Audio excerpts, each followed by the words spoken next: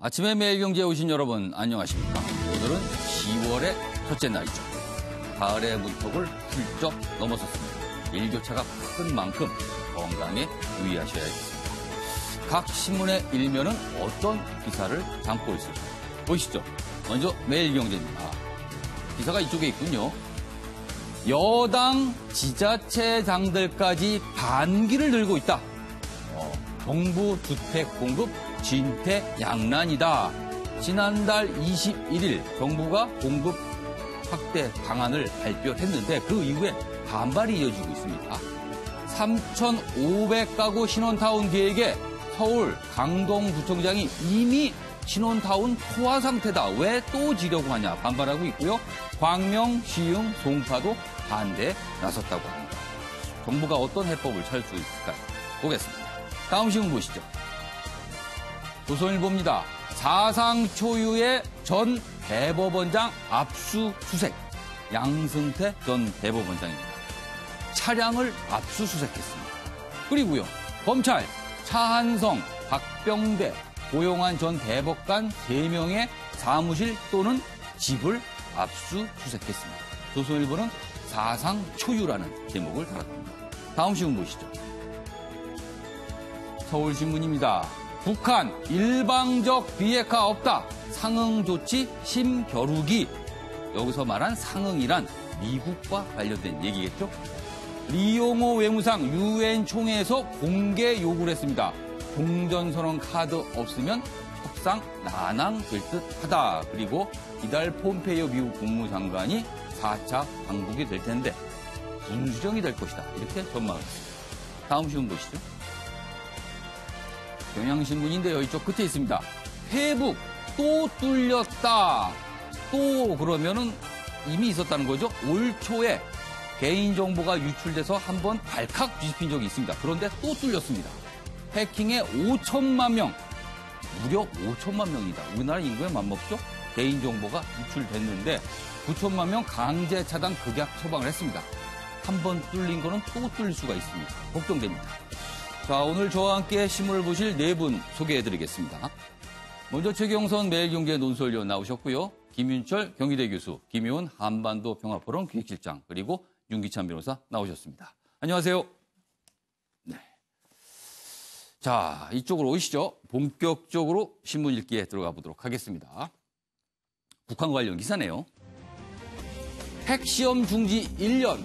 그런데 제재는 코 하나 안 변해. 누가 한 말일까요? 북한 리용호 외무상입니다. 유엔 총회 기조연설을 했죠. 제재 완화를 공식 제기했다. 이런 제목이 달려있군요. 15분 동안 연설을 했는데요. 경제 발전 위한 평화 환경이 필요하다. 이렇게 강조를 했고요. 미국을 향해선 제재를 자꾸 하니까 불신이 생기는 거다. 그러면서 종전선언 지연에도 불만을 토로했다. 반면에 남한엔 전례 없이 강한 신뢰감을 나타냈다고 합니다. 안보리 제재 완화, 배제, 왜 압박했다. 이런 평가를 내린 기사군요. 옆에 관련 기사 하나 더 보죠. 이번엔 트럼프 대통령에 관한 기사입니다. 트럼프, 북핵 협상 밀당하다. 김정은과 사랑에 빠졌다. 이런 말을 했어요. 여기 보겠습니다. 미국 중간선거 공화당 지원 유세에서 이렇게 언급을 했는데 취지가 과연 뭘까요? 여기 제목에 달려있군요. 한반도 긴장 완화 내 덕분이다. 이런 자랑을 하다가 김정은과 지금 밀당하다 사랑에 빠졌다. 이런 말까지 남겼습니다. 그러다 미국 언론들이요. 전무후무한 애정 표현이다. 이렇게 비꼬는 보도도 나왔다고 합니다. 트럼프 대통령도 현지 시간으로 29일, 이용호 외무상도 현지 시간, 뉴욕 시간으로 29일 같은 날에 나온 2가지 발언. 꽤 주목되는 내용입니다. 관련 영상 보고 이어가도록 하겠습니다. 미국에 대한 신뢰가 없이는 우리 국가의 안전에 대한 확신이 있을 수 없으며 그러한 상태에서 우리가 일방적으로 먼저 핵무장을 해제하는 일은 절대로 있을 수 없습니다. 평화체제의 결핍에 대한 우리의 우려를 가셔줄 대신 선비핵화만을 주장하면서 지어 종전선언 발표까지 반대하고 있습니다.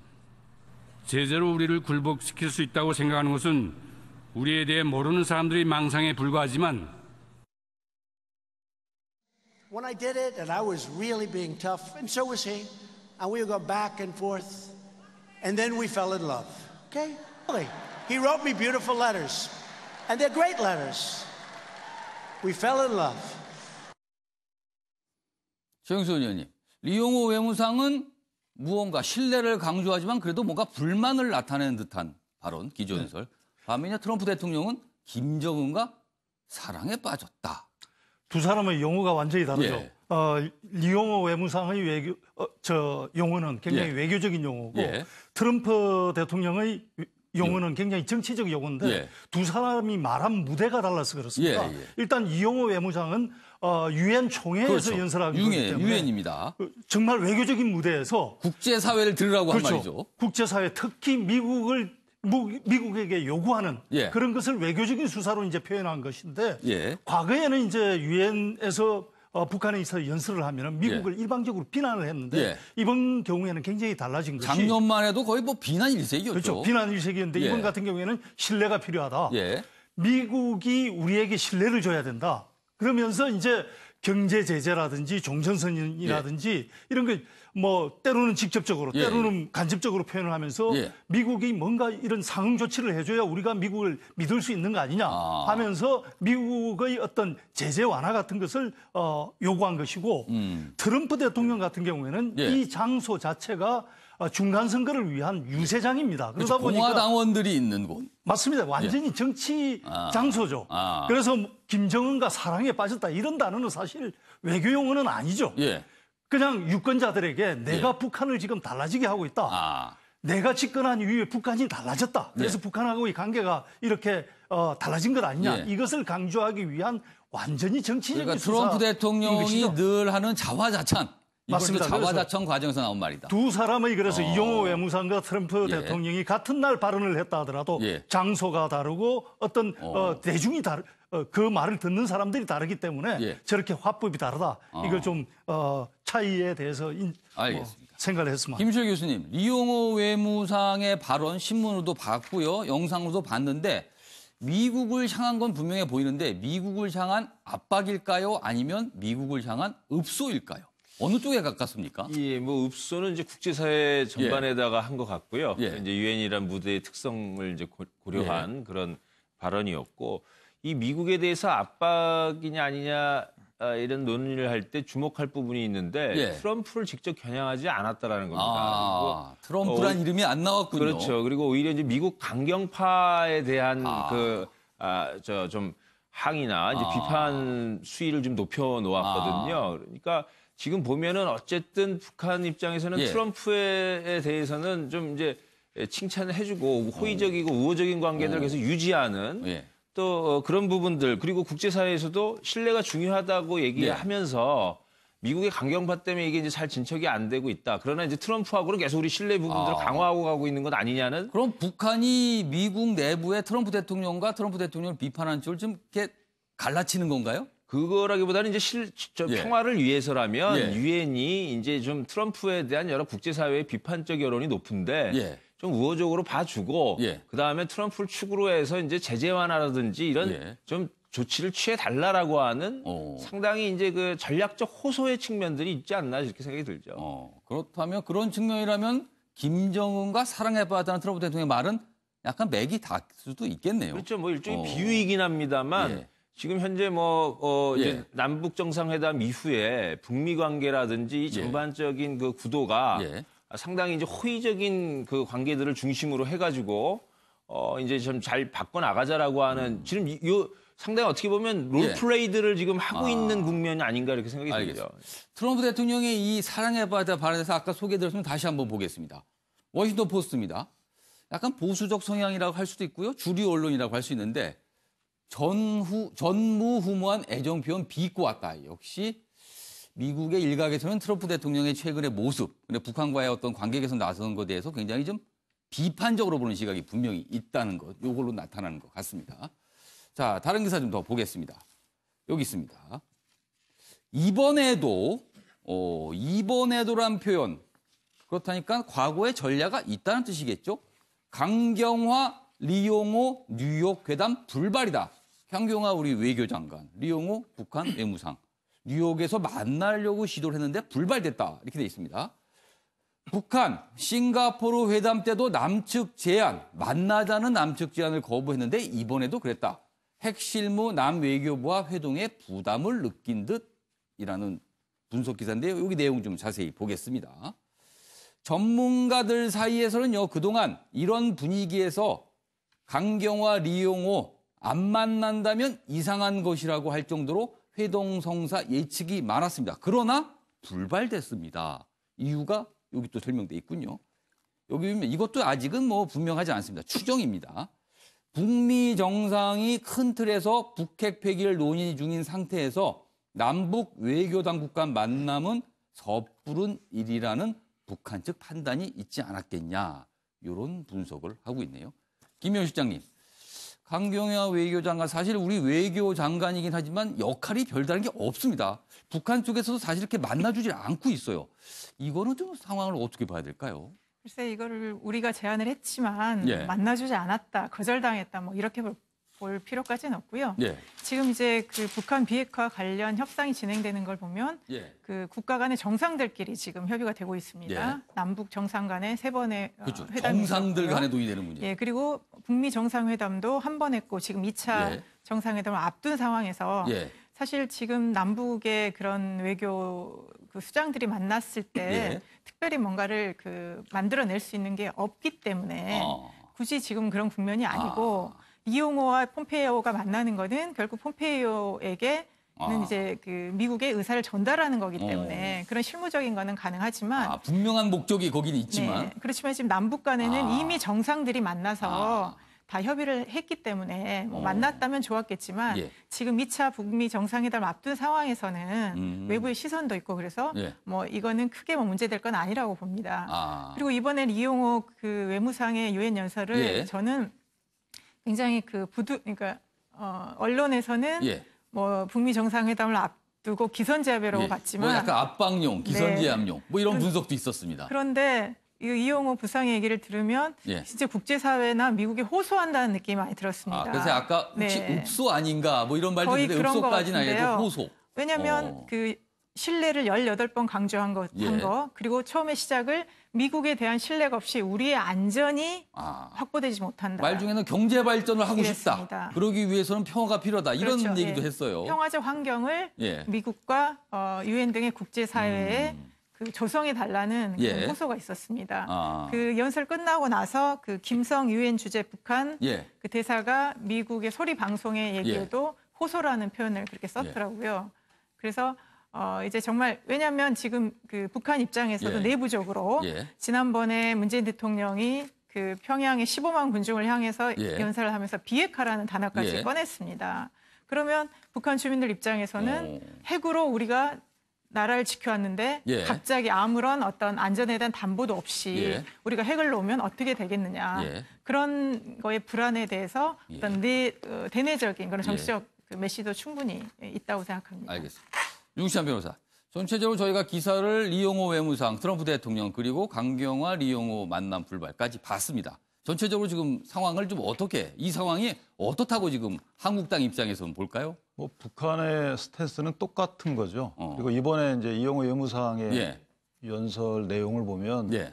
어쨌든 신뢰를 저버린 것은 미국이다. 예. 미국 측이고 예. 그다음에 평화의 위험 요소도 미국 측이다. 예. 그러니까 북한이 평화를 위협하는 요소거나 신뢰를 신뢰를 저버리지 않았다. 리용호 외상의 연설은 그런 전제가 깔려 그런 있습니다. 전제 하에서 이제 국제에 호소한 거죠. 예. 그래서 대북 제재 해제를 위한 연설이었던 것 같고요. 예.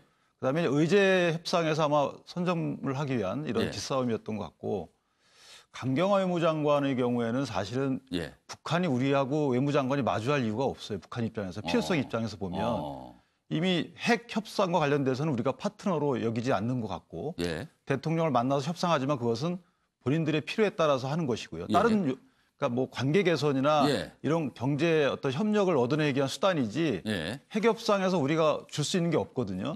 따라서 협상 파트너가 될 수가 없다. 예. 그런 측면에서 엄밀히 보면은 만날 필요가 없었던 것 같고 두 번째는 일각에 그런 의견도 있더라고요. 예. 아마 대한민국과 본인들은 한 국가이기 때문에 외무장관끼리 유엔 총회에 즈음에서 협상하는 것은 좋지 않다. 보기에. 북한이 그렇게 생각합니다. 북한 입장에서 보면은 그래서 근데 저는 유엔은 사실 남한과 북한이 각각 가입을 한 상황인데. 물론 각각 가입했습니다만은 외무장관께 통일장관의 협상 이런 부분들은 다르지만 그렇게 보는 시각도 있어요. 근데 단지 저는 이제 제가 볼 때는 필요성 문제에서 볼 때 강경화 외무장관과의 협상은 필요가 없다. 이렇게 판단한 걸로 보입니다. 알겠습니다.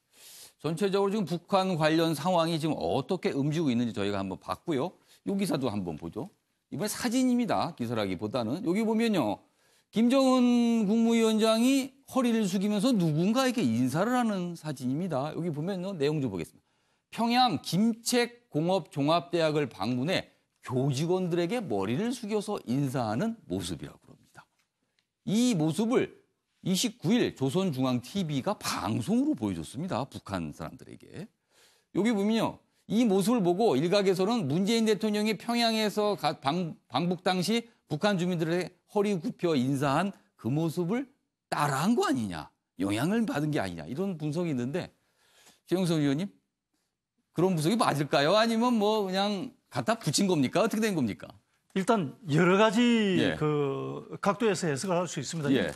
최근에 이제 문재인 대통령이 평양을 방문해서 평양 시민들에게 90도로 인사를 하면서 그 국제적으로 남한의 지도자는 이런 모습을 보인다. 이런 걸 보여줬지 않습니까? 그게 북한 TV에도 방영이 됐고 그렇다 보니까 문재인 효과를 따라한다고 볼 수도 있고 또 다른 각도에서 보면 저 자리가 이제 과학자들이 있는 자리입니다. 북한이 굉장히 과학자들을 존중하는 나라입니다. 우리도 저런 건 배워야 된다고 저는 보는데 과학자들 앞에서 머리를 숙이는 거. 그리고 김정은 위원장이 이 앞서도 머리를 숙인 적이 몇 차례 있는데 군 사열할 때 군 앞에서 이제 거기는 군대를 또 존중하지 않습니까? 그래서 거기서 머리를 숙인 사례. 그리고 노병들을 만나는 자리에서 노병들 앞에서 머리를 숙인 사례. 이렇게 몇 차례가 있습니다. 그래서 사실은 이제 특정 그 어떤 계층들을 향해서 존중의 의사를 표시한다고 볼 수도 있고 또 저렇게 이제 그 머리를 숙이는 모습들이 자주 나오는 것은 전반적으로 인민을 위한 어떤 존중의 의지로 이제 확대 해석할 수도 있고 때에 따라서는 또 이제 그동안 김정은 위원장에게 이제 앉혀진 이미지가 장승택이라든지 그 김정남이라든지 피살 이런 것까지 해가지고 피의 숙청 이런 독재자로서의 이미지가 있지 않습니까? 그런 독재자로서의 그 강한 이미지를 좀 스스로 희석시키려는 그런 또 노력을 보인다고도 해석할 수 있고 저 인사 하나에 여러 가지 해석은 가능해 보입니다. 분명 여러 가지 평가가 있을 수 있지만 북한의 최고 지도자의 모습이 달라진 것만큼은 부인하기 어려울 것 같습니다. 저런 모습이 자주 요새 나오고 있습니다. 자, 이번에는 나라밖 소식으로 좀 가보겠습니다. 이 재난, 자연재난이 엄청납니다. 일단 여기 사진 한번 보시죠. 지난 28일 현지 시간입니다. 인도네시아에서 지금 쓰나미와 지진이 벌어졌죠? 쓰나미의 여파입니다. 이렇게 큰 배가 땅으로 올라왔습니다. 엄청난 거대한 쓰나미에 쓸려서 이 배가 땅으로 왔고요. 배가 이 정도로 땅에 올 정도면 그 땅에 있는 집, 그다음에 사람들은 어떻게 됐겠습니까? 그 얘기입니다.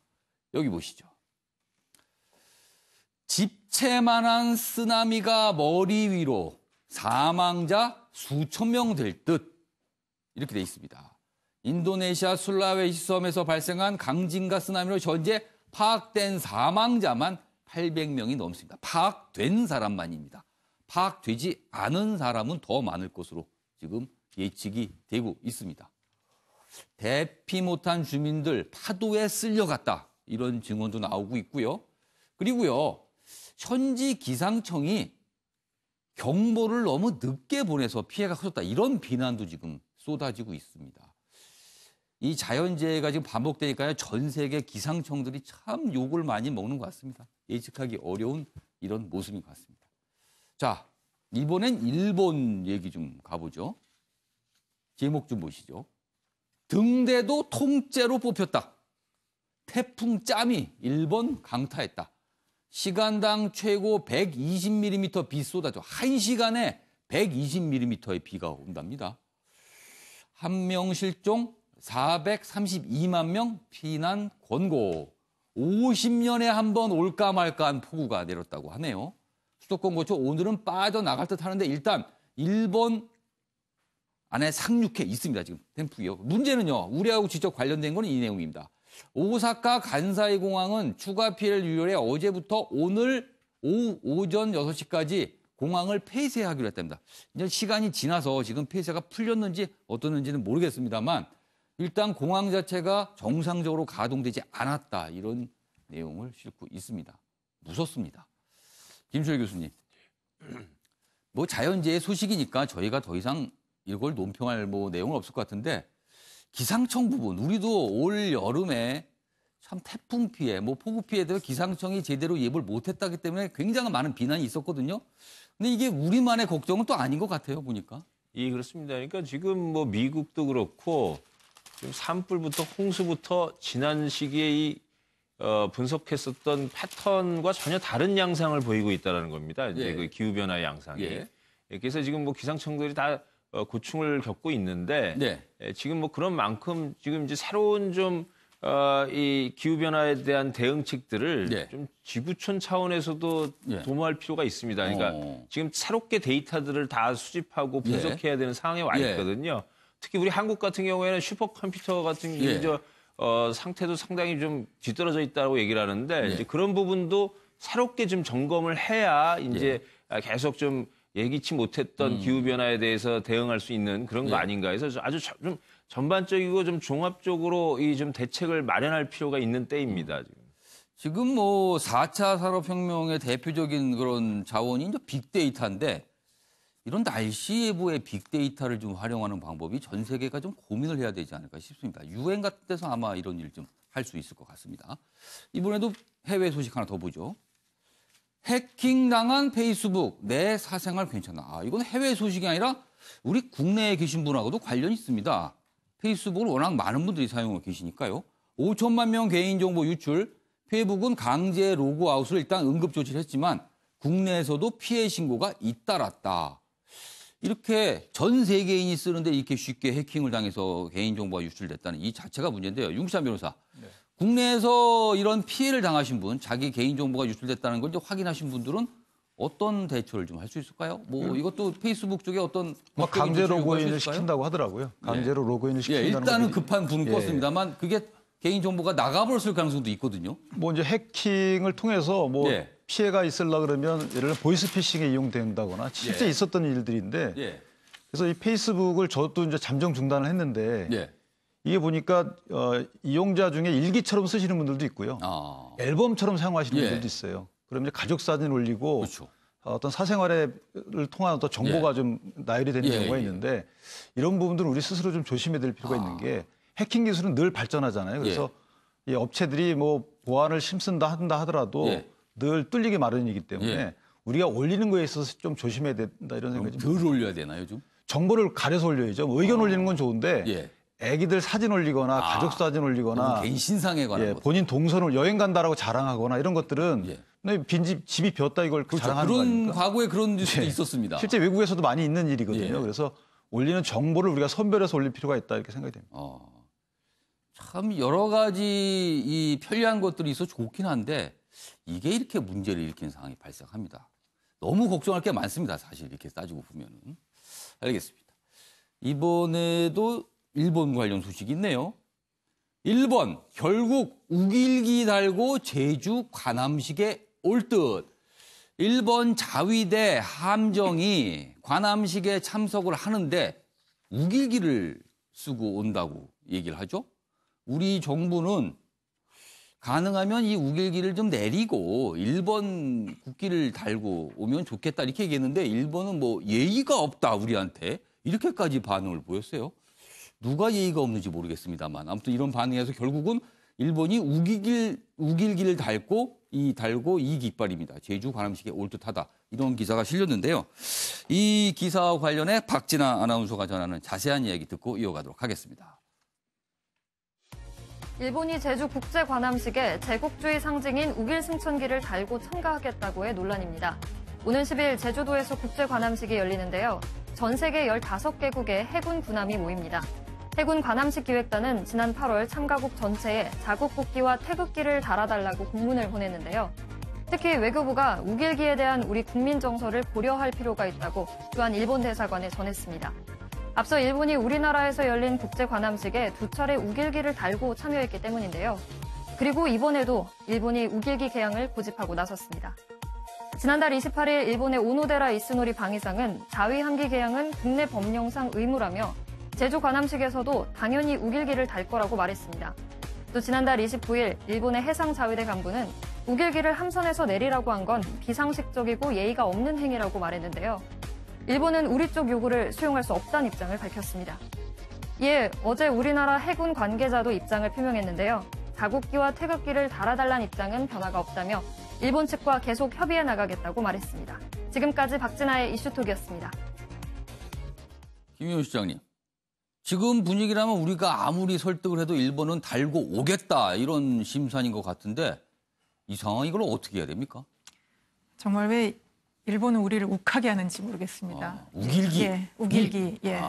그리고 정말 굳이 달고 오겠다고 정말 예. 우기는 건데요. 예. 그래서 지금 한일 관계에 있어서 예. 참 여러 가지 사건들 때문에 앞으로 예. 못 나가고 있습니다. 예. 아직 위안부 문제도 해결이 예. 안 됐고요. 문재인 대통령이 유엔 총회에서까지 언급할 정도였고 예. 이번에 이제 우길기 사건 같은 경우는 지금 우리나라 해군 측에서 그 달고 오지 말라고까지 요청을 예. 했음에도 불구하고 예. 뭐 전례를 들고 그다음에 국내법상 예. 의무라는 이름으로 올 텐데요.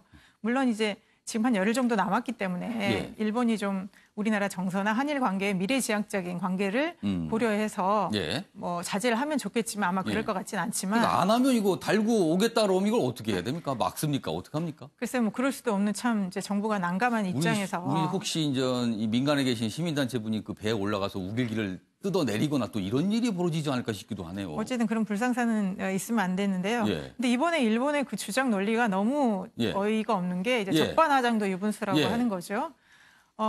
함대가 밖에 나갔을 때 이 깃발을 다는 거는 국내법상 의무라고 그랬습니다. 그러면 일본이 그렇게 국내법 그리고 예. 법적 의무를 잘 지키는 나라였다면 과연 2차 대전, 그러니까 우리나라를 식민지 지배하고 우리나라뿐만 아니죠. 예. 2차 대전의 전범으로서 국제사회에 어떠한 의무를 다했는지 반성을 하고 특히 위안부 문제 같은 경우는 아직도 인정을 안 하고 있지 않습니까? 예. 그리고 어떤 사과나 배상 문제에 예. 대해서도 아직 마무리 안 된 상태에서 국제법상 의무를 얘기하는 것 자체가 너무 이상하고요. 그리고 또 한 가지 예. 그 깃발을 다는 게 국가 주권의 상징이라 그랬는데 예. 그렇게 자기 나라의 주권은 예. 소중하면서 예. 과거 우리 나라의 주권을 예. 빼앗고 예. 포괄적인 식민 통치를 했던 과거 역사를 정말 그 다시 우리가 상기하지 않을 수 없는 그런 사건인 것 같습니다. 일본 측이 이번에 우리의 요구에 대해서 예의가 없다라는 반응, 아까 방금 전에 소개해드렸는데 사실 예의가 없는 게요. 따지고 볼 일이 우리가 지난 평창 동계올림픽 당시에 한반도기를 들고 동시 입장한 경우가 있었습니다. 저희가. 그때 사실은 한반도기에는요. 독도도 다 표시돼 있거든요. 원래는. 근데 일본 측에서 조금 반발하기 때문에 평화를 강조하기 위해서 우리가 그 독도를 지도에서 일부러 뺐습니다. 우리는 이 정도 배려해 주거든요. 근데 일본은요. 일장기 달고 오면 될 걸. 왜 굳이 저 우길기를 달라고 하는지 의도가 분명히 있어 보이는데 일단 윤기찬 변호사. 일본 국내법상으로는 우길기를 다는 게 문제가 안 된다고 합니다. 그러나 독일 경우엔 나치 상징인 이 이른바 하켄크로이츠. 우리로 치면은 갈고리 십자가 정도 되는 뭐 이런 번역이 되는데 독일은 그걸 불법으로 만들었거든요. 나치의 상징이라고. 근데 일본은 우길기 자체를 그런 조치 아무도 안 취하고 있습니다. 그래서 지금 마음대로 쓰고 있거든요. 이것도 좀 문제 아닐까요? 뭐 전쟁에 대해서 전쟁을 일으킨 거에 대해서 예. 진정한 사과를 아직 하고 있지 않은 나라이기 때문에 다만 이제 아까 말씀하신 대로 욱하는 감정은 국민들 다 가슴에 예. 있죠. 그런데 이제 위정자 입장에서는 이것을 감정적으로만 대할 것은 아니다라는 생각이 듭니다. 이게 98년도하고 2008년도에도 똑같이 우길기를 달고 왔거든요. 그렇죠. 그때는 또 왔다 그러네요. 네, 왔고 해서 저는 이거를 현실을 직시하고 예. 국력을 키우자, 조용히 키우면 되는 것이지 이게 사실 해결 방안이 없어요. 왜냐하면 초청한 국가가 예. 그렇다고 오지 말라 할 수도 없는 그렇죠. 거고. 이게 관함식이라는 게 해군들이 와서 이제 우호도 다지고 이런 행사인데. 그러니까 예를 들면은 이것을 만약에 일본에 요청을 해가지고 일본이 이번에 우길기 우리가 내리고 간다. 예. 일장에 달고 갈게. 예. 이렇게 협상이 끝난 마당이면 이걸 공표해도 돼요. 예. 그런데 그 협상도 이제 반대할 의사가 분명하고 해결할 기미가 안 보이는 사안을 갖다가 이렇게 덜컥 이슈화 시키는 것은 사실은 저는 위정자 입장에서 여야 뭐 가릴 거 없이 바람직하지 않다 이렇게 생각되고요. 이게 우리가 이렇게 공분을 살 정도의 역사를 앞으로 만들지 않으면 돼요. 그래서 국력을 키우는 계기로 삼아야 된다 이렇게 생각을 합니다. 힘을 키워야 된다. 그럼 뭡니까? 일본이 우리를 좀 우습게 알아서 깃발을 마음대로 달고 온다는 얘기가 돼버리는데 더 기분이 안 좋은데요? 지난번에 보면 정상회담 때요. 평양 정상회담 때 보면 한반도기에 독도가 그려져 있던 걸로 저는 기억이 그렇죠. 되는데 그때는 정상회담 당시에 그려져 있었어요. 거기에 대해서 일본은 아무 말도 안 했거든요. 그러니까 뭐 우방국이 아니라서 그런지 몰라도 어찌됐든 저는 개인적으로 이것은 뭐 그렇다고 북한 국력이 우리보다 낫다는 건 아니고 거기는 깡패 국가니까 발언을 조심해야 됩니다만 어쨌든 요즘은 잘 안 쓰더군요. 그 말은. 어찌됐든 이 정상적인 외교 하에서는 마음속에 가둬두고 국력을 키우는 계기로 삼아야 된다 생각합니다. 알겠습니다. 이번에는 중국인데요. 이 역시 우리하고 관계가 되는데 조금 유쾌하지 않습니다. 이 내용도. 무장 헬기 탄 시진핑 한반도 주도권 대미 무역 전쟁 겨눴다. 이렇게 되어 있습니다. 무장 헬기 여기 있습니다. 지금 이 무장 헬기에 시진핑 중국 국가주석이 탑승을 해서 헬멧까지 썼죠. 그리고 작동을 해보이는 모습을 보였는데 이 방문한 부대가요. 한반도 유사시의 신속 대응군이랍니다. 그러면은 한반도에 그리고 북한에 무슨 일이 발생했을 때는 밀고 들어가는 부대랍니다. 거기를 가서 시진핑 주석이 시범을 보인 겁니다. 헬기를 타서. 굉장히 뭔가 상징적인 의미가 있는데요. 여기 보겠습니다. 종전선언 논의 등서 중국의 역할 부각 의도가 아닌가 이렇게 분석이 돼 있고요. 홍콩 언론은요. 근육질 가시한 푸틴을 흉내냈다. 이건 또 약간 좀 비꼰 듯한 보도네요. 푸틴 흉내를 낸 거다. 이렇게 보도가 있다고 합니다. 최경선 의원님, 시진핑 주석의 이 부대 방문과 이런 헬기 탑승, 이거 어떤 의미가 있을까요? 일단 트럼프 대통령, 푸틴 그리고 시진핑 다 엮어서 저희들이 스트롱맨이라고 표현하지 않습니까? 그러니까 어떤 국가 지도자로서 군을 저렇게 방문한다는 것은 대외적으로 어떤 강한 이미지 그리고 밀리지 않겠다. 특히 미국과는 지금 무역 전쟁이 벌어지고 있고 군사적으로도 남중국해에서 서로 대치하는 훈련도 하고 있고 해서 미국과는 무역적으로나 군사적으로 그 어떤 경쟁 관계에 있기 때문에 그런 측면에서 본다면 이번 방문이 굉장히 어떤 미국에 대외적으로 주는 이미지가 크다고 볼 것이고 특히 이제 한반도 유사시의 신속 대응군을 갖다가 방문했다는 것 자체가 한반도에 주는 메시지를 보는데 저는 그것과 같이 어떤 대내적인 메시지도 크다고 봅니다. 사실은 대내적인 메시지. 중국 대내적인. 그러니까 시진핑 국가주석이 중국 대내적으로 보면은 굉장히 그 집단 지도 체제에서 자신의 독재 권력을 지금 강화하는 쪽으로 가고 있거든요. 거기에 대한 불만도 중국 내부에서 지금 여러모로 터져 나오고 있습니다. 그래서 군을 방문해서 어떤 군 기강을 잡는다든지 내부적으로 기강을 잡는 그런 것도 동시에 노리고 있지 않나 이렇게 저는 보고 있습니다. 지금까지 최경선 의원께서는 베이징 특파원을 역임하셨기 때문에 여기 나와 계신 분들도 물론 지각을 갖고 계시지만 그래도 좀 더 깊은 남다른 분석력을 갖고 계시니까 아마 시청자 여러분께 좀 귀담아 들으셨으면 하는 생각이 듭니다. 이게 중국은 한반도의 진입을 훈련하는 부대에 가서 무장헬기를 타고요. 일본은 우길기를 고집을 하면서 제주도에 오고요. 이걸 어떻게 우리가 좀 대응할지 약간 좀 여러 가지 생각이 좀 교차하는 상황이 아닌가 싶습니다. 자, 이번엔 신문에 실린 사진 몇 장 보도록 하겠습니다. 첫 번째 사진입니다. 북에서 온 평양 남북 정상회담 선물 송강과 곰이 이렇게 돼 있습니다. 일단 검은 목줄이 수컷 송강 그리고 약간 빨간색이 들어간 목줄이 암컷 곰입니다. 북한에서 지난 27일 보내준 이 풍산개인데요.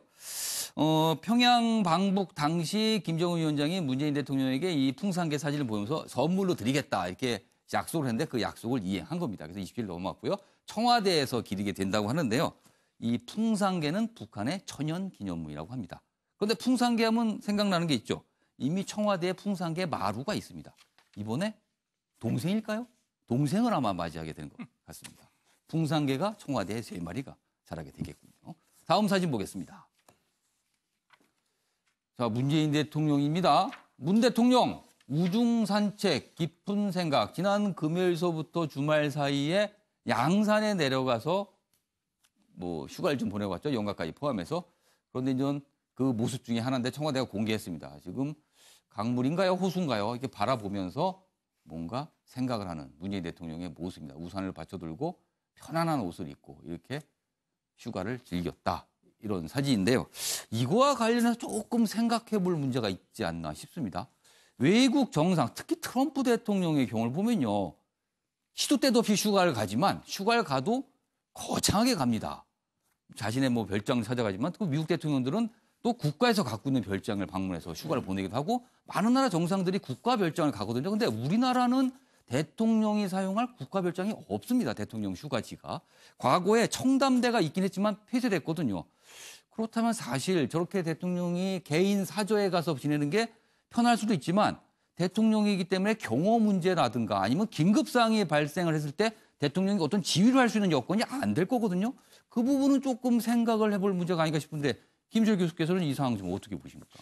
예, 집권 초기부터 사실 저 문제 제기가 있었습니다. 그러니까 그 지금 청남대 반환 이후에 대통령이 쉴 곳이 없고 또 무엇보다도 이제 휴가 중에 유사 상황이 발생했을 때 이제 그 지휘권이 어떻게 그렇죠. 이제 작동하기가 아무래도 사저면 그런 시설이 미비할 거거든요. 여기서 좀 뭐 한 정치권은 또 좀 이제 눈치 보느라고 뭔가 좀 이 휴양 시설을 별도로 하면은 또 민주주의 시대에 왜 이제 이렇게 또 대통령의 좀 그런 뭐 특권이나 이런 부분들을 좋지 않느냐 이렇게 또 시비가 있을 것 같으니까 또 이제 별도로 적극적인 국회의원들이 그런 얘기하면 일단 곱지 않죠 시선이. 또 거기다가 이제 뭐 전용기 문제도 있었는데요. 지금 이 상황에서는 보면 지금 뭐 남북 관계도 그렇고 아까 뭐 중국, 일본 이런 여러 가지 지금 동아시아의 여러 지금 그 긴박한 정세들이 있지 않습니까? 이제 그래서도 평화도 중요하지만 그걸 이루기 위해서라도 상당히 이제 외교력을 이제 발휘할 필요가 많은데 지금 이제 해외의 그 국가 원수들의 휴양지들이 사실 다 그런 외교의 그 현장으로 활용이 되는 거거든요. 영빈관으로 사용할 수 있는 곳입니다. 그렇습니다. 그래서 너무 이게 이제 뭐 대통령의 특권이라든지 뭐 이제 그런 부분을 한번 볼 건 아니고 지금 오히려 그런 이제 쉼의 공간 자체도 이제 이 그 국가의 여러 가지 운명을 위한 좀 이 외교의 현장으로서 만들 그런 시각도 이제 필요하다 보고 또 한편으로는 그렇습니다. 뭐 그러니까 국회의원들이 눈치 본다 그랬는데 자꾸 이제 우리 정치 지도자들 이제 그 공무를 담당하시는 분들이 뭐 360을 안 쉬고 그것도 또 다 자기 돈을 뭐든지 다 해야 된다 뭐 이런 자꾸 이런 식으로 시비를 걸고 있는데 그런 게 아니라 좀 이제 그런 부분에 대해서도 하나의 우리가 좀 국가 운영을 하는 데 있어서 그 쉼이라고 하는 요새 뭐 워라벨이라고 그래갖고 또 신조어도 만들어지지 않았습니까? 그런 게 이제 국가 운영의 전반적인 지도자의 라이프에도 그렇고 이게 좀 이렇게 좀 배어들 필요가 있다. 그래서 좀 그 계기로 해가지고 전용기 문제부터 해서 휴양지 문제는 좀 별도로 다시 논의를 해야 되고 한 가지 첨언하자면 이제 뭐 군과 좀 협조 속에 그런 휴양시설이 원활한 이제 지휘 체계를 갖출 수 있는 그런 부분으로서 대비하면 훨씬 더 국민들에게도 이제 설득력도 있고 또 현재의 정세에도 부응하는 게 아닌가 생각이 듭니다. 유기찬 변호사께서는 대통령 휴양지 문제를 어떻게 보세요? 우리나라 정도 이제 국력이 됐으면 대통령 휴양지나 별장들은 좀 번듯하게 갖출 만도 한데 사실은 여론의 그 눈총이 좀 두려운 건가요? 어떻게 보세요? 기존에 있던 뭐 휴양지 4곳 청남대를 마지막으로 이제 다 폐쇄했는데 폐쇄했습니다. 실제로 그 당시에 문제됐던 이유는 이제 개인적으로 남용했기 때문에 그런 여론이 있어서 이렇게 문제가 됐던 어떤 것이고요. 뭐 권력자의 상징 약간 그런 의미도 있었고요. 공무에 사용한다면 저는 개인적으로 꼭 필요하다고 보고요. 지금 말씀하신 대로 차제에 그 필요한 부분들은 좀 갖춰나갈 필요가 있다라고 생각이 됩니다. 우리나라 대통령들이 해외를 방문하면 되게 그 나라 이렇게 영빈관, 북한 이름은 초대소라고 그래요. 영빈관 같은 데 묵게 되는데 우리는 사실 마땅하게 없습니다. 그래서 해외 정상이 오시면은 되게 서울 시내에 있는 호텔에 묵거든요. 그 문제도 조금 고민을 해봐야 되지 않을까 싶기도 합니다. 이 차제예요. 자, 이번에 사회기사 좀 보겠습니다. 여기 보시죠. 서울신문입니다. 맘충들이 미미 쿠키를 키웠다. 오, 이게 무슨 말입니까? 혐오는 피해자를 겨눴다. 최근에 미미 쿠키, 이른바 이제 포장갈이라고 이렇게 입이 붙었죠. 실제로는 어떤 대형마트에서 파는 과자를 이 미미 쿠키에서 만든 것처럼 포장지를 바꿔서 판매다. 이게 들통이 났죠. 그래서 지금 뭐 여러 가지 얘기가 나오는데 아무튼 그 관련 내용이네요. 가짜 유기농 쿠키 엇나간 논란이다. 논란이 벌어졌는데 엇나갔다. 이런 반응이 있다고 합니다. 유기농에 유난 떨다가 그럴 줄 알았다. 오, 거짓 밝혀지자 예상한 듯 인지 왜곡. 일부 네티즌 피해자들에게 비난 화살. 피해자가 무슨 죄가 있습니까? 산재밖에 없는데 그런 줄 알고 샀는데. 그래서 그게 아니니까 문제 제기를 한 거거든요. 그런데 맘충들이 미미 쿠키 키웠다. 이렇게 비난 화살을 퍼붓는 사례가 있다고 그러네요. 김현 시장님, 이건 진짜 엇나간 논란인 것 같습니다. 저는 그 맘충이랄지 막 이런 단어만 일단 들었을 때도 너무 불편하거든요. 우리가 지금 일상에서 그 어떤 혐오를 가리키는 여러 가지 단어들이 있지 않습니까? 그게 지금 너무나 자연스럽게 쓰는데요. 그러니까 충이라는 붙이는 단어가 참 많습니다. 그러니까 이전에 처음에 몇 년 전에 이제 된장녀, 호화로운 어떤 그런 사치 생활을 하는 뭐 그런 여성을 가리키는. 아니 된장이 얼마나 좋은 음식인데 거기다 된장을 갖다 붙입니까? 그러면서 시작된 게 점점 이제 격렬해졌는데요. 저렇게 어쨌든 엄마를 어떤 그런 벌레에 비유한다는 것 자체가 너무 그렇기 때문에 사실 이게 뭐 사회적인 용어로도 이제 좀 덜 썼으면 좋겠다는 생각이 좀 들고요. 그럼 저희가 이게 좀 소개를 잘못했나 봅니다. 맘충이라는 기사가 들어가면 손댔겠는데. 네, 그렇죠. 특히 엄마들 입장에서는 그렇고요. 그래서 지금 미미 쿠키 사태를 보면 요즘 뭐 자식을 정말 귀하게 키우고 싶은 엄마들의 마음이 크고요. 근데 그거를 유별나다고만 볼 것이 아니라 지금 굉장히 우리나라뿐만 아니라 이제 환경이 유해하기 때문에 정말 그 안심하고 뭔가를 먹을 수 없다. 그 먹거리 문제뿐만 아니라 우리 환경도 그렇지 않습니까? 우리가 얼마나 그 미세먼지 이런 것 때문에 공포스러운 생활을 하고 그다음에 뭐 가습기 살균제라든지 각종 어떤 화학성 제품에 의한 유해가 많았기 때문에 지금 이런 사회 분위기 속에서 조심스럽게 정말 그 영양을 고려해서 이런 거를 먹이려는 엄마들의 마음, 부모들의 마음을 충분히 헤아려야 되고요. 이번에 미미 쿠키를 보면 그 업체가 정말 잘못한 거거든요. 그렇죠. 대형마트에서 가서 사서 그러면 안 되는 겁니다. 절대로 그러면 안 되는 정말 속이고 사기를 친 건데 그 업체가 문제 제기를 했을 때 별거 아닌 것처럼 하고요. 그거에 대해서 지금 어떤 그 경찰이나 이런 조치들도 좀 미온적인 것 같습니다. 그래서 잘못한 부분에 대해서 가야지 이게 이상하게 우리 요즘 사회의 어떤 혐오를 부추기는 그런 걸로 가는 건 정말 바람직하지 않은. 그러니까 불똥이 엉뚱한 데 떠서 선의의 피해자가 발생해서는 안 됩니다. 이거는 문제가 있는 것을 정확히 고쳐야 되는 문제인데 엉뚱한 논란으로 가고 있지 않나 싶습니다. 자, 이번에도 사회기사 하나 좀 보겠습니다. 여기 보시죠. 환율 오를지 내릴지의 배팅. 불법 도박 개선안 일당 공고. 불법 도박을 했는데 그 불법 도박의 대상이 환율이랍니다.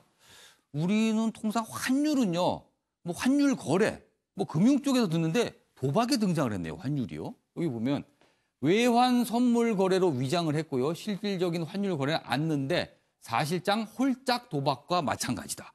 오를까 내릴까를 맞추면 배팅을 해서 돈을 챙겼다. 이 말이네요.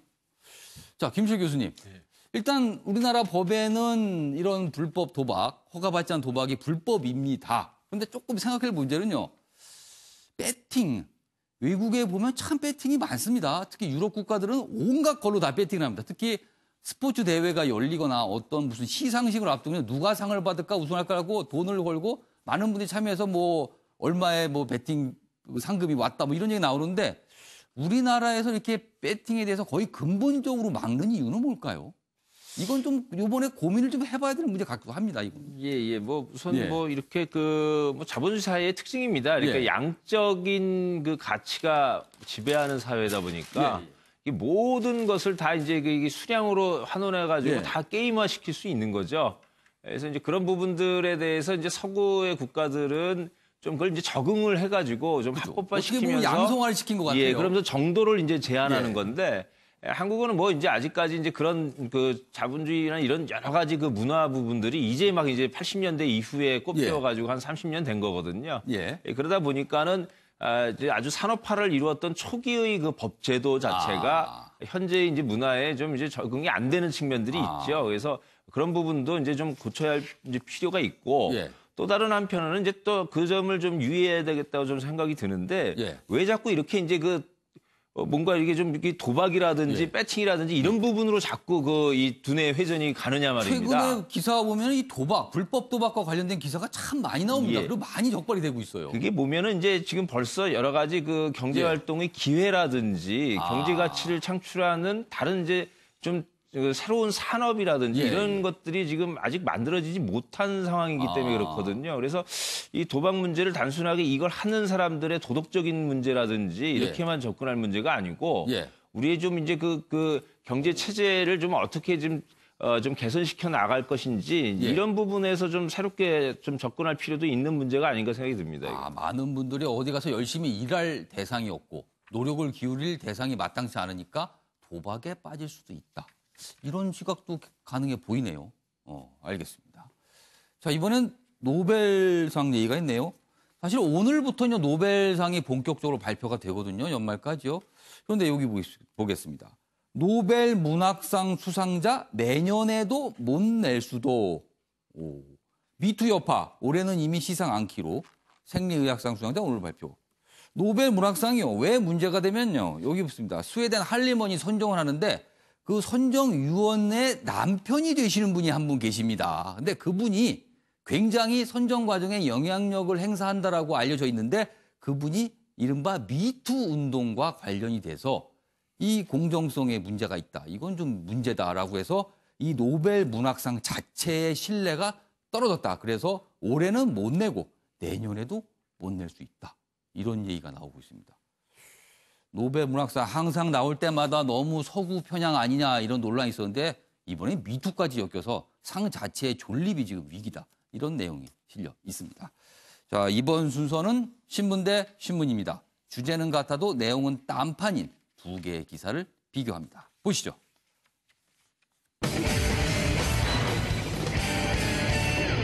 신문 대 신문 두 가지를 비교했습니다. 주제는요, 양승태 전 대법원장 등에 대한 압수수색 문제입니다. 서울신문입니다. 몸통 첫 압수수색. 그런데 형식적 발부에 그쳤다. 이렇게 지적을 하고 있고요. 반면에 조선일보입니다. 압수수색 이 자체가 상권 분립을 흔드는 선례를 만들 우려가 있다. 이렇게 또 지적을 하고 있네요. 결이 확실히 다르네요. 보겠습니다. 먼저 서울신문입니다. 사법농단 몸통 첫 압수수색. 양승태 자택은 빠져 형식적 발부다. 이렇게 돼 있습니다. 사법행정권 남용 수사 100여일 만에 허용이 됐다. 압수수색이. 방탄법원서 윗선 수사 협조로 돌아선 듯 하다. 이렇게 돼 있습니다. 양승태 전 대법원장은요, 원래 사무실이나 자택도 하려고 했지만 이 압수수색 영장이 나오지 않고 차량만 했다. 그래서 형식적 발부에 그쳤다. 이렇게 지적을 하고 있네요. 반면에 조선일보입니다. 전 정권 사법수장까지 적폐 수사, 상권 분립 흔드는 선례될 우려가 있다. 이렇게 돼 있습니다. 여기 보면요, 전문가들은요, 행정부의 사법부 장악, 정권 교체 때마다 반복될 수 있다. 이렇게 우려를 했다. 똑같은 내용을 다루는데 확실히 내용이 좀 다릅니다. 최영선 위원님, 두 개의 기사를 저희가 읽어봤는데 어느 쪽에 좀 공감을 하세요? 아니, 그런데 저는 두 가지 다 공감하십니까? 공감을 합니다. 예. 일단은 도대체 이런 압수수색 뭐 때문에 합니까? 양승태 전 대법원장의 그 과거에 대법원장 시절 타던 차를 압수수색하는 것도 아니고 자택을 압수수색하는 것도 아니고 지금 타고 있는, 그러니까 퇴직한 이후에 지금 타고 있는 차를 압수수색한대요. 거기서 뭘 얻겠다고 압수수색을 합니까? 그러니까 과연 뭘 얻어가실까요? 정말 국민들을 우롱하는 얘기 아닙니까? 그 압수수색 뭐 때문에 하는 겁니까? 그러니까 무슨 이 전화기, 핸드폰이라든가 보통 압수수색이라면 저 사무실, 집, 그래서 여러 가지 PC, 핸드폰 이게 떠오르는데 자동차를 압수수색했다? 그러니까 좀 국민들을 어떤 기망하는 압수수색이 아닌가 싶어서 정말 화가 나고요. 그러면 압수수색을 하려면 제대로 하든지 아니면은 이게 이제 그 상권 분립에 맞게 그 내부적인 의혹이 있을 때 내부적인 어떤 조사를 통해 가지고 징계를 하든지 해가지고 사법부 내에서 처리할 수도 있는 문제입니다. 그런데 이것을 이제 행정부의 검찰에다가 맡겨가지고 수사 협조를 하겠다면서 사법부 스스로 검찰을 불러들인 거거든요. 우리나라 헌법에 법관은 정말 탄핵이 아니면은 예. 파면할 수 없도록 그렇죠. 신분 보장을 철저하게 해준 이유가 헌법상 신분이 굉장히 단단하게 돼 있습니다. 우리나라 상권 분립이라고 그러지만 가장 권력이 센 곳이 아무래도 행정부 아니겠습니까? 예. 행정부의 눈치를 보지 말고 법관이 스스로 독립해서 판결을 하라는 뜻에서 그렇게 신분 보장을 해놨는데 예. 지금 이 경우에는 그러니까 이제 전직 대법원이 이미 전직 신분이니까 그렇죠. 수사를 한다 예. 이렇게 나오지만 자기가 법관 시절에 했던 일을 예. 법관 그만두면 바로 수사에 들어온다고 생각했을 때 예. 누가 마음 놓고 판결을 할 수 있겠습니까? 그렇게 놓고 본다면 저는 이 사건 자체는 처음부터 사법부에서 예. 내부적으로 조사를 해서 징계를 하고 예. 어떤 내부적인 결론에 따라서 정말 문제 있는 것만 수사를 통해서 해야 되는데 예. 문제는 사법부 내부 조사 결과에서는 예. 또 문제가 없다고 나온 것까지 지금 검찰의 수사를 예. 의뢰한 거거든요. 이렇게 봤을 때 이것이 전체적으로 사법부의 신뢰만 갉아먹는 예. 그런 결과를 낳을 것이다. 누구도 만족시키지 못하면서 사법부 신뢰만 망친다. 저는 이렇게 보고 있습니다. 그러니까 두 가지 내용 다 좀 귀담아들 읽어볼 대목들이 다 담겨 있다. 지금 이렇게 평가를 해주셨는데 김수열 교수께서는 어떻게 보십니까? 뭐 기본적으로는 지금 예. 그 서울신문에서 제기하는 예. 좀 현재 이게 이제 형식적. 형식적인 수사다. 근데 이제 뭐 자택이 빠져가지고 형식적인 발부냐 이건 아닌 것 같고 이제 예. 전반적인 지금 사법부 이게 수사 자체가 예. 이제 제대로 안 이루어지고 있는 그런 차원에서 뭔가 좀 때우기식으로 하고 있는 그래서 것 이제 같다. 그런 부분이 이제 형식적이라고 했어야 되는 거 아닌가 싶고요. 예. 이 조선일보의 시각은 저는 이 부분과 관련해서는 좀 그 근본적인 고찰을 안 하고 있다. 그러니까 지금 상권 분립을 흔들려고 하는 게 아니고요. 예. 이미 흔들려 왔던 상권 분립을 지금 정착시키려고 하는 그런 차원으로 봐야 된다. 한국이 그간의 현대사에서 사법부가 제대로 과연 역할한 적이 뭐가 얼마나 있느냐라는 거예요. 거기에다가 또 이게 심각한 건 지금 상권보다는 국민주권 훼손의 측면이 있다라는 겁니다. 그래서 그 상권 분립의 문제 이전에 국민 주권을 훼손 부분들 때문에 사법부를 수사하는 거죠. 그래서 이 좀 아주 좀 형식적인 상권 분립을 지킨다라고 하는 명목 하에 기존에 그릇되게 해왔던 부분들까지도 덮고 가자. 이거는 이제 안 되는 상황이다라는 거고요. 그 지금 뭐 사법부 신뢰가 괜히 낮은 것도 아니고 또 이제 그런 측면에서 보면은 이걸 단순히 상권 분립을 마치 제대로 만들어지지도 않은 상권 분립법을 갖고 있는 것처럼 얘기를 하면서 접근하는 거는 좀 이건 이제 허구다. 그래서 그걸 좀 문제를 다시 좀 살펴볼 필요가 있고 이 차제에 지금 이게 결국 뭐냐면 선출되지 않은 권력에 대한 감시 문제인데 이걸 검찰도 제대로 지금 못하고 있는 거거든요. 그러면 이 선출되지 않은 권력에 대해서 어떻게 이제 감시할 거냐라고 하는 좀 새로운 이제 제도 변화라든지 또 이 사법 엘리트들의 이제 선출 문제라든지 이런 제도의 변경에 대해서 아주 심각하게 신속하게 고려해 볼 문제라고 생각이 듭니다. 이거는. 오늘 김수열 교수님께서는 계속 고민할 문제를 오늘 많이 던져주십니다. 선출된 권력, 시험을 통과한 권력, 과연 어떤 관계일까요? 항상 고민인 것 같습니다. 김혜원 실장님, 어떻게 보십니까? 이 두 기사. 좀 아쉽긴 하지만 어찌됐든 그간 100일 동안 우리가 정말 국민들이 공분을 했고 정치권에서도 많은 문제 제기를 했던 소위 말하는 사법농단, 재판 거래 의혹이라는 엄청난 단어가 붙은 이 사건이 100일 동안 답보 상태에 있다가 어쨌든 첫 걸음을 뗐다는 아주 데서 어렵게 압수수색이 사실 이루어졌습니다. 했다는 데서 일단은 출발했다는 것에 대해서 의의를 가져야 될 것 같습니다. 나오지만 양승태 대법원장은 차량, 고용한 전 대법관은 주거지, 박병대 전 대법관은 사무실, 차한성 대법관 사무실, 그리고 이 전 대법관 세 분은 또 법원 행정처장을 지내신 분들 이렇게 됩니다. 그러니까 국민들 보기에 말도 안 되는 지나간 차량을 뭘 하느냐 좀 우스운 면이 있긴 하지만 뭐 검찰이나 법원에서도 일단 이렇게 할 수밖에 없는 그런 어떤 입장이 있었을 것 같고요.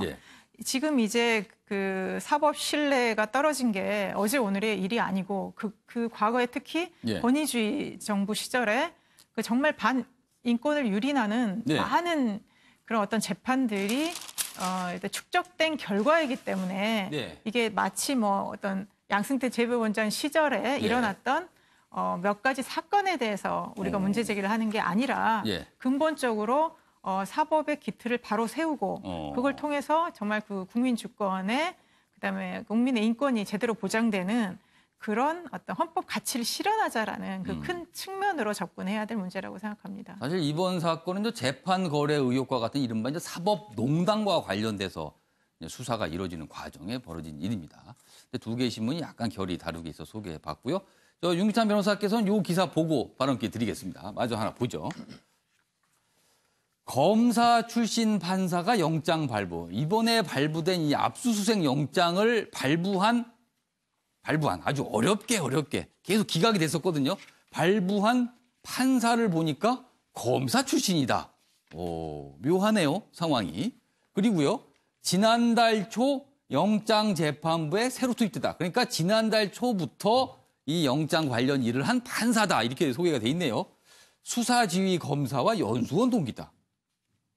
여러 가지가 뭐가 겹치고 있습니다. 여기 보겠습니다. 그럼 이게 영장이 이번에 발부되고 그럼 왜 지난달 초에 이 검사 출신 판사가 들어가 있을까요? 여기 설명이 좀 돼 있네요. 법원 안팎에선 영장 기각에 대한 검찰의 반발을 감안해 검사 출신 판사를 영장 판사로 투입한 게 아니냐는 분석이 나왔다. 어떤 분일까요? 여기 있습니다. 이름이 있네요. 여기 보시죠. 이번에 영장을 발부한 판사는 여기 있습니다. 검사 출신 명재권 부장판사다. 이렇게 돼 있습니다. 자, 윤기찬 변호사. 두 개의 기사 비교해봤고요. 또 다른 기사까지 봤습니다. 어떻게 보십니까, 상황? 저는 두 신문의 기조가 다 맞다고 보는데요. 네. 일단 이번 압수수색 영장은 아마 증거물 확보 차원에서는 형식적이었던 것 같아요. 이미 상당한 4개월 이상 흘렀고 그다음에 주거지나 이런 실질적인 증거물 확보를 위한 공간을 압수수색한 건 아니고 자동차를 양승태 전 대법원 자동차를 압수수색했어요. 압수수색 영장이 발부됐다는 것은 이제 범죄가 어느 정도 소명된다라는 게 전제하에 발부가 되거든요. 따라서 그런 성과는 있지 않았느냐 검찰로서는. 그래서 그것을 의미를 뒀을 것 같고요. 다만 이제 재판 거래라는 이 명칭은 우리한테 사법 불씨를 초래하는 명칭이라서 좀 안 썼으면 좋겠다는 생각이 들고요. 예. 사법 행정권 남용은 맞아요. 왜냐하면 어떤 재판부, 또 사법부 소속이라는 것을 무기로 해서 여러 가지 시도를 했다는 것은 이미 드러난 거기 때문에 그것이 실제로 적용됐는지 안 됐는지 또는 재판 결과로 그게 실현됐는지 안 됐는지는 변론을 하더라도 따라서 사법 행정권 남용이라는 단어를 쓰는 건 맞지만 재판 거래라는 단어는 좋지 않다. 왜냐하면 재판 결과가 이렇게 나왔는지 안 나왔는지는 밝힐 수가 없는 거고요. 직권남용죄를 적용한다고 하시는데 실제 해당 재판부가 나 그렇게 위에서 지시받은 대로 지시받았고 받은 대로 재판을 했다. 이렇게 자백할 리 없거든요. 그러면 직권남용죄가 성립하기는 어려워요. 미수죄는 없기 때문에. 따라서 이것은 아마 다른 죄를 적용했는지 모르겠지만 실제로 상징적 의미가 크다. 다만 검찰이 이게 지금 6월 19일 날 특수일부에 재배당된 이후로 4개월 동안 탈탈 털었어요. 70명을 소환했고 10수 차례 영장을 청구했거든요. 저인 방식은 좋지 않다. 왜냐하면 국민께 정말 야 내가 받은 재판이 문제가 있는 것인가까지 이런 불신을 초래하는 것까지 이러면 안 된다. 이런 생각이 듭니다. 그렇다면 사법 행정권 남용 부분은 어떻게 이제 재판 과정에서 뭐가 나올 수가 있는데 아까 말한 재판 관련 부분은 의혹으로만 그냥 끝나버릴 가능성이 있네요, 그냥. 이게 너무 커지다 보면요. 지금 아까 말씀도 하셨지만 일반 국민들이 거의 모든 국민이 재판 한 번씩이라도 받았을 텐데 내가 받은 재판에 대한 공정성을 의심하게 되고 사법부가 제대로 서겠습니까? 그래서 사법 행정권 남용은 여러 가지 방법으로 해결할 수 있겠지만 지금 말씀하신 동안 속보가 갑자기 들어왔습니다. 제가 읽어드리겠습니다. 검찰이요. 신규 택지 유출 논란을 일으킨 신창현 의원실을 압수수색했다고 합니다. 그동안 이 심재철 의원 관련해서 이제 한국당 쪽에서는 왜 신창현 의원은 그렇게 중요한 정보를 유출했는데 압수수색 안 했는데 드디어 오늘 압수수색에 들어갔습니다. 다시 한번 읽어드리겠습니다. 검찰이요. 신규 택지 유출 논란인 신창현 의원실을 압수수색했다는 소식 전해드리겠습니다. 윤기찬 변호사. 바로 마무리해 주시죠. 검찰 수사가 하루빨리 좀 종결됐으면 좋겠고요.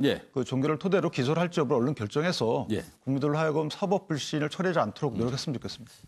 항상 말씀이지만 중요한 거는요. 진실입니다. 진실을 밝혀야 되고요. 그리고 그 과정에서 또 억울한 일은 없어야 됩니다. 엉뚱한 누명, 진실을 밝히는 것만큼 엉뚱한 누명이 없는 것도 중요하지 않을까 싶습니다. 자, 이번엔 경제 기사인데요. 방금 속보로 전해드렸는데 그 관련 기사 같습니다. 우연찮게요. 보겠습니다. 주택 공급 대책 진퇴양난이다. 집값하락 교통지역 우려. 신규 택지 첫 스타트 뜨기 전에 반발을 하고 있다. 누가 반발하고 있을까요? 정부가 지난 21일 주택 공급 대책을 발표했는데 그 공급 지역이 된 지자체들에서 반대를 하고 있답니다. 방금 전해드렸던 신창현 의원이 공개했던 지역 이런 그때 당시 다 빠졌습니다. 또 정부가 논란 때문에 일부러 뺀지는 모르겠습니다. 아무튼 관련 내용입니다. 광명시흥시장 자치권 훼손이다. 정부가 뭔데 마음대로 우리 지역 땅을 정하고 그러냐 이런 내용이죠. 그리고요 고양시 등 신도시 후보 지역도 교통 개선 없는 공급엔 반대한다. 무슨 베드타운만 만들 일 있냐. 다 서울을 출퇴할 건데 교통을 어떻게 할 거냐. 대책이 있느냐. 이렇게 얘기를 했어요. 또 여기 있습니다. 1300가구 건립 성동구 취소 자리를 놓고서는요. 송파구청장이 유감을 표시했습니다. 대부분이요. 여당 소속 지자체거든요. 그런데 정부가 발표한 거 지금 반발을 하고 있는 겁니다. 최영선 의원님. 정부의 공급 확대 정책이 만만치 않겠습니다. 이렇게 지자체가 반대하면 협조를 해줘야 되는데. 일단 이것이 그 주택 공급과 가격의 양극화 문제가 이런 것들을 결국은 부르고 있거든요. 서울 시내 집값은 빠르게 올랐지만 경기도 지역으로 조금만 나가더라도 사실은 저기 그 미분양이라든지 주택값이 안정된 지역이 많은데 요번에 이제 그 정부에서 발표한 그 공급 계획을 보면은 경기도 외곽 지역에 새로 또 공급하겠다는 계획이 많았습니다. 그렇게 된다면은 경기도 외곽 지역에는 그러지 않아도 지금 저 공급이 많아서 가격이 안정돼 있는데 거기다 새로운 그 신규 택지를 공급을 하면은 오히려 공급이 많아서 더 집값이 떨어질 수 있는 그런 요인도 있기 때문에 반발하는 것이고 또 서울 시내로 들어오면은 그 예를 들어서 그 성동고치소처럼 거기는 문화시설을 짓기로 해놨는데 당장 그 아파트 값이 문제라고 해서 문화시설을 짓기로 한 곳에다가 아파트를 지으면 주변 인근 시민들의 또 반발이 있을 수밖에 없는 것이겠죠. 이런 데 대한 전체적인 문제들은 아무래도 이제 정부로 봤을 때는 집값이 너무 가파르게 오르니까 급한 마음에 대책을 내놨지만 앞으로 이행하는 과정에서는 주변 시민들의 그 의견을 폭넓게 수렴하면서 좀 조정해 나가야 되지 않나 싶습니다. 알겠습니다. 이번에 경제 기사인데요. 간단하게 좀 보겠습니다. 한국판 블랙 프라이데이 신용만 차라리 해외 직구 구할 것. 지금 코리아 셀 페스타 기간인데요. 반응이 시원찮다 그러네요. 이유가 나와 있습니다. 미국 블랙 프라이데이 할인 행사는요. 할인율이 최대 70%에 그치는데 우리나라 코리아 셀 페스타는요. 20에서 40%에 그친답니다. 그나마도요. 인기 상품은 할인을 안 한답니다. 그럼 다 묵은 상품만 내놓은 것 같네요. 그리고 참여업체도 작년보다 줄었다. 세일을 하려면 좀 제대로 하셔야지 이거를 이렇게 하고 이 소비자를 보고 사라 그러면은 소비자들이 삽니까? 요새 소비자들의 눈이 얼마나 까다로우신데. 보겠습니다. 여기도 보시죠. 오늘이 10월 1일 국군의 날이죠? 그 관련 내용입니다. 국군의 날 70주년 군 퍼레이드는 없습니다. 싸이 걸그룹 공연이 있습니다. 국방부 장병들이 고생을 많이 했다. 5년에 한 번 열리는 행진을 없애기로 했다. 그리고 남북관계 고려한 거 아니냐 이런 지적도 일각에서 나온다. 김철 교수님, 국군의 날 행사, 열병식 내지 이런 행진 없고 공연, 흥겨운 공연으로 저녁에 열겠다. 오늘 열릴 겁니다. 이 상황 좀 어떻게 보세요? 여러 가지 시각이 있을 수 있을 것 같습니다. 이제 그 시대 변화를 분명히 이제 반영한 조치이긴 한 것 같은데요. 또 이제 국군의 날이라고 하는 것이 이게 이제 사실은 이제 군인들이 고생했다라고 해서 이제 좀 격려하고 치하하는 날이기도 합니다만.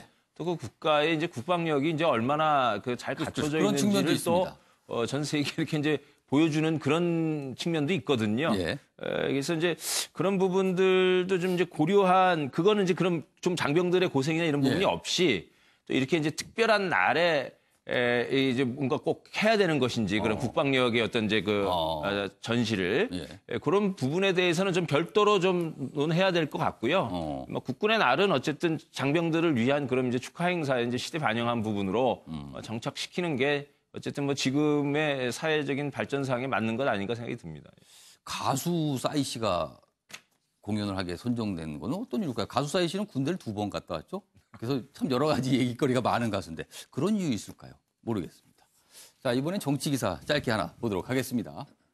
심재철 폭로의 윤회 임명 충돌, 국감에 불똥 튈 듯 정기국회 파행 예고다. 심재철 대정부 질문서 추가 폭로 예상된다. 여당에서는 불법 유출 유죄, 강경 맞불을 놓고 있다. 그리고 문재인 대통령은요, 윤회 교육부 장관 후보자, 아직은 임명이 안 됐습니다만 청문회 끝났죠. 강행을 할 것 같다. 이런 얘기가 나와서 이게 여야 격돌로 파행을 할 것 같다. 김현 시장님, 국회 상황 글쎄요. 잘 안 풀릴 것 같아요. 지금으로서는. 아, 진짜 좀 국민 한 사람으로서 정말 좀 답답하고 예. 참 여의도 정치에 대해서 예. 이러니까 점점 국민들이 실망할 수밖에 없다라는 생각을 합니다. 예. 국회가 지금 거의 이제 상시화됐고 예. 지금 10월 정기 국회라는 게 가장 국회가 생산적으로 그렇죠. 운영돼야 될 시기입니다. 이른바 국회 네. 꽃이 지금 기간입니다. 그렇습니다.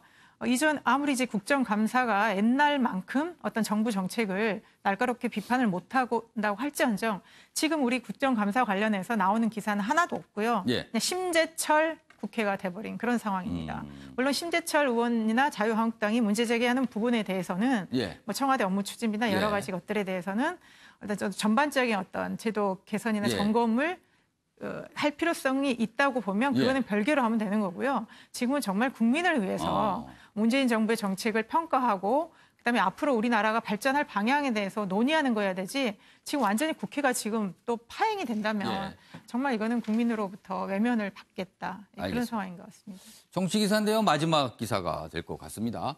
전원책 변호사 보수 재건 구원투수로 조선일보 기사입니다. 한국당 조직 강화 특위 위원 확정. 조직 강화 특위는 이른바 당협위원장의 생사 여타권을 쥐고 있다라고 알려진 자리입니다. 이 자리에 지금 전원책 변호사가 갈 것 같은 분위기입니다. 비바람 맞으며 자란 들꽃 찾을 것이다. 이렇게 언급을 했습니다. 윤기찬 변호사. 구원투수 맞습니까? 아니면 다른 역할입니까? 투구를 해봐야 알겠죠. 아직 투구를 안 했다. 투구를 해봐야 알겠는데 어쨌든 지금 언론에 알려진 거에 따르면 외부 위원들 본인 조각권을 달라라고 말씀하셨고 표결에는 내부 위원은 참석하지 말라 이렇게 했으니 기대해 볼 만하죠. 기대를 좀 해보시겠다. 알겠습니다. 지켜보면 알겠습니다. 오늘은 전국이 흐린 가운데 바람이 강하게 불어 체감 온도가 떨어지겠습니다. 낮 최고 기온은 17에서 23도로 예상됩니다. 오늘 신문 보기는 여기까지입니다. 시청해주신 여러분 고맙습니다.